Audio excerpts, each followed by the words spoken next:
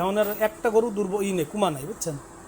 তো দেখ আমরা রাখাল অ্যাগ্রো ডেয়ারি ফার্মের মধ্যে ঢুকে পড়ছি।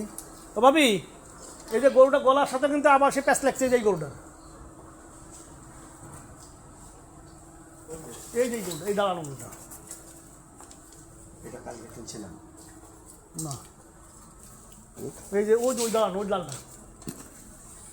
তো আমরা গরু সব উঠে পড়তেছি, শুয়ে আছে এখন মাশাআল্লাহ।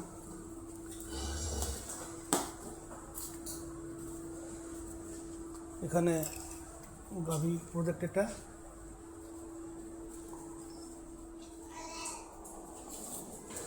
এটা আমাদের আসাদু ভাই, এই যে এই বাসনটার গলা হচ্ছে দেখা যাচ্ছে টাইট রয়েছে, এই যে এই বাসনটা দান,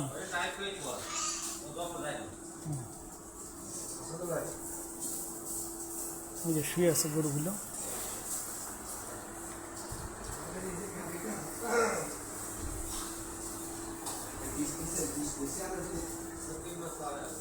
আসাদুল ভাই, ভাই আদি সাহেব আসেন। তো ভাই আমরা রাখাল অ্যাগ্রো অ্যান্ড ডেয়ারি ফার্মের মধ্যে ঢুকলাম। তো আমি এখানে দাঁড়ায় কথা বলি। তো আমরা গতকালকে গরু নিয়ে আসছি চারটা, এই যে এই চারটা গরু নিয়ে আসছি, এই চারটা গরু দেখাচ্ছি আমি ভালো করে। এই একটা, এই একটা,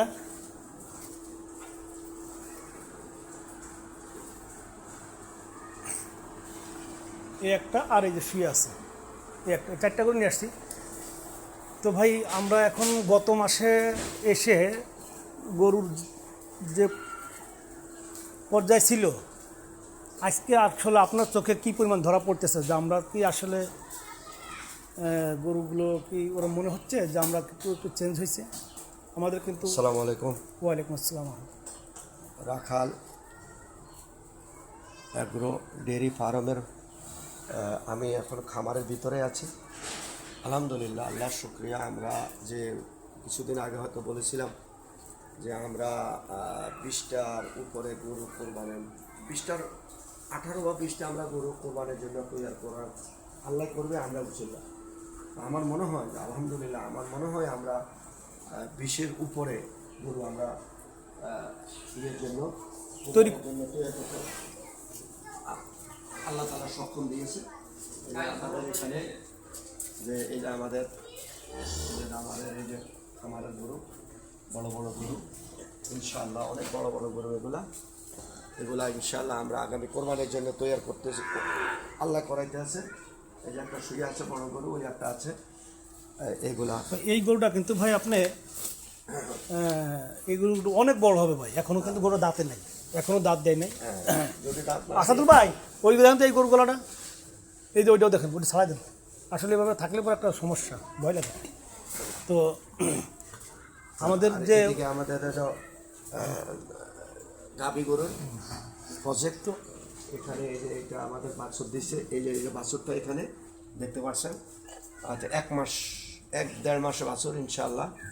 তো ভাই আমি আর একটা বিষয় একটু এই ব্যাপারে আমি একটু আলোচনা করতে চাচ্ছি যে অনেকে কুরবানির প্রজেক্ট নিয়ে যারা কাজ করে, আমি ঢাকা শহরে অনেক খামার দেখছি, তারা কিন্তু আগের থেকে গরু যদি পছন্দ হয় খামারে এসে পছন্দ করে ওনারা বুকিং করে দেয়, পরবর্তীতে যারা খামারের মালিক যারা আছে ওনারাও লালন পালন করে একটা চার্জ দিয়ে দেয়, ঠিক কুরবানির আগের দিন নিয়ে যায়। আমরা তো মনে হয় এই প্রজেক্টে ইনশাআল্লাহ এখনো ওই প্রজেক্টে যাই নাই, আমরা ওই প্রজেক্টে ইনশাআল্লাহ যাব, আল্লাহর সাথে যাব। আমাদের এই প্রজেক্টে আমরা ওই অনলাইনের মাধ্যমে সেটা পরবর্তীতে দেব, তবে আমাদের এখন আমরা অন্য ইয়েতে আছে ইনশাআল্লাহ, আল্লাহ রহমত হবে। তো আমরা ইনশাল্লাহ আশা করা যায় যে আমাদের যে জায়গার চিন্তা চেতনার যে জায়গাটা, আমাদের এখন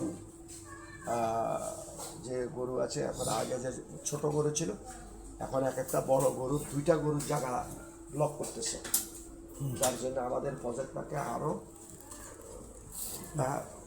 প্রশস্ত করতে হবে ভিন্ন জায়গা। তো ঠিক আছে ভাই, আসসালামু আলাইকুম রহমতুল্লাহ।